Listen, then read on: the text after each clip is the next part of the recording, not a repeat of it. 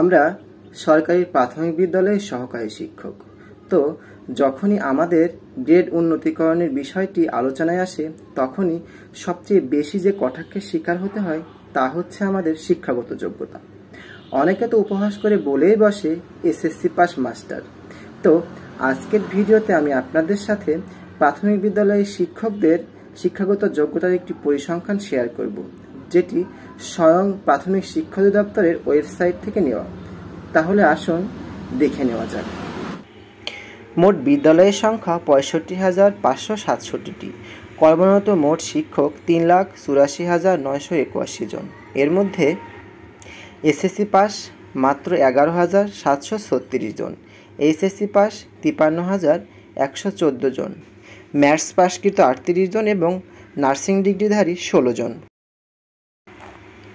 বাকি 3,20,047 জন শিক্ষক কমপক্ষে স্নাতক পাস।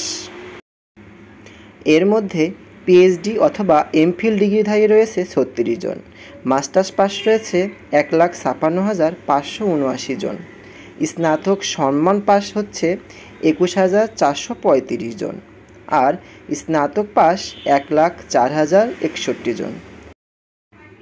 এমবিএ ডিগ্রিধারী 5,924 জন, বিএসসি ইঞ্জিনিয়ারিং 1,438 জন, বিএসসি ইন এগ্রিকালচার 309 জন, বিএসএস ডিগ্রিধারী 10,085 জন, কামিল 5,728 জন এবং ফাজিল 1,996 জন, এলএলএম 335 জন, এলএলবি 308 জন, বিএড এবং অনার্সধারী 296 জন এবং পোস্ট গ্র্যাজুয়েট ডিপ্লোমা 133 জন।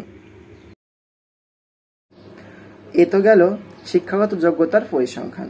আপনাদের সাথে আরও একটি বিষয় শেয়ার করতে চাই যে আগামী 4 বছরে প্রায় 20,000 শিক্ষক অবসরে যাবেন, আর এর বেশিরভাগই হচ্ছে এসএসসি এবং এইচএসসি পাস শিক্ষক। আর একটি বিষয় আমরা সবাই জানি, বর্তমানে চাকরিতে প্রবেশের সর্বনিম্ন শিক্ষাগত যোগ্যতা রাখা হয়েছে ডিগ্রি পাস কিংবা সম্মান পাস। সো এটি বলা যায় কয়েক বছরের মধ্যে প্রাথমিকে যারা শিক্ষকতায় নিয়োজিত থাকবে তারা সবাই হবে উচ্চ ডিগ্রিধারী। তাই বলা যায় যে 10ম গ্রেড আমাদের দাবি না, আমাদের অধিকার। তাই 10ম গ্রেড পাওয়ারকে কটাক্ষ না করে শিক্ষকদের সাথে থাকুন। সবশেষে বলতে চাই, ভিডিওটি ভালো লাগলে লাইক করুন, কমেন্টস করুন এবং সবাইকে দেখার সুযোগ করে দিতে বেশি বেশি শেয়ার করুন। আল্লাহ হাফেজ।